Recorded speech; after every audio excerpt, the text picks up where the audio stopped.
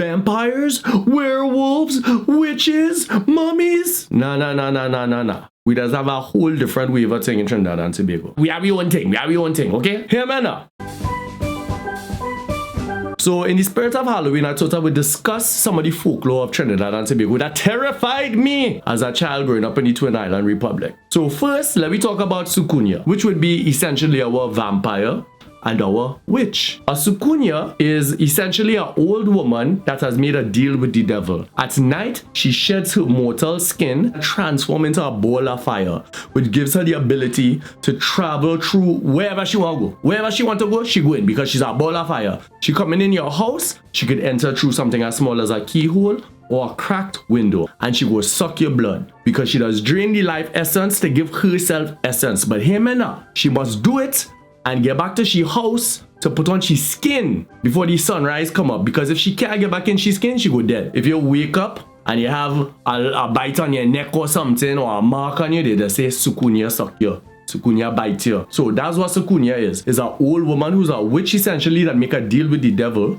She does transform into a ball of fire, masquerade throughout the night flying around, and when you're sleeping, she does come and suck your blood.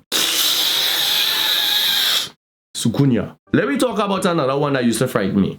Jumpy. In Jamaica, Jumpy is a duppy. Is a spirit, a mischievous spirit. I want to go a little bit more, break it down a little bit more niche. We go talk Moko Jumpy. Moko Jumpy essentially is a spirit that stands on very tall stilts. And the stilts always at crossroads, at intersections, right? And I used to have to go, oh gosh, again, watching again, goosebumps.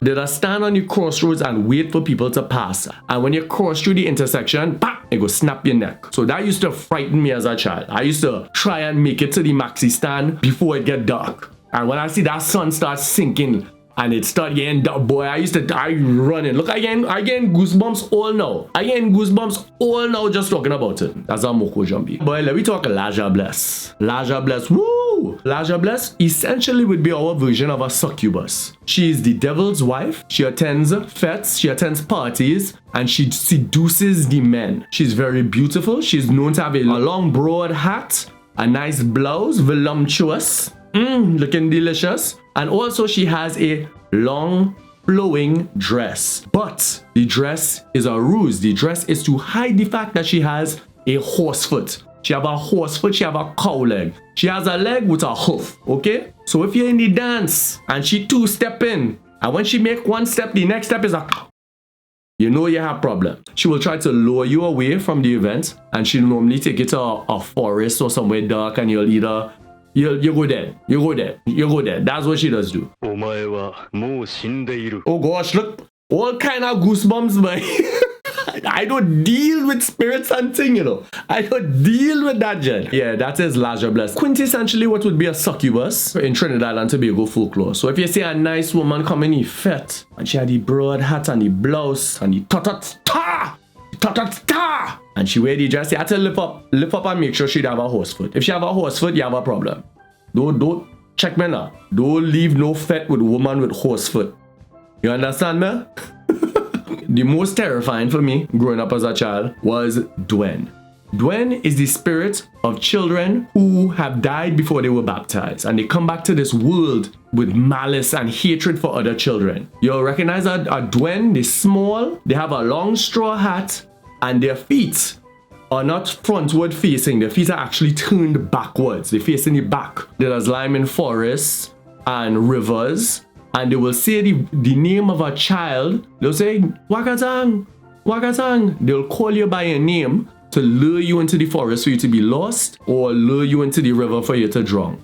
So that's why a lot of children, especially more so my grandmother generation, they have the inside name, which is the actual name, and they have the outside name. So my outside name would be Gizmo, my outside name would be Wakatang. Dwen don't know your real name unless they hear your real name outside. And if they hear your real name outside, they go call your name. And the reason that is so terrifying for me as a child, because when I would be outside playing at times, I would hear my name being called, and then I would go inside. Hey, grandma, you call me? And she said, no, I didn't call you. Watch. Goosebumps. It's Dwen calling you by. So those are the top monsters, ghosts, whatever have you. Let me know what you think. Do you think them scary? Or are they similar to that of your country if you are from the Caribbean? So yeah, if you enjoyed the video, hit this video with a like. Let me know in the comments down below which was the most terrifying, which is similar to something from your country. And if you're interested in listening to some Trinbagonian hip-hop music, check out Big in Japan 3, which is now out everywhere digitally. Hit this with a like, leave a comment, share it with a friend, subscribe, and I go check all you next time. I'll go on. Latest.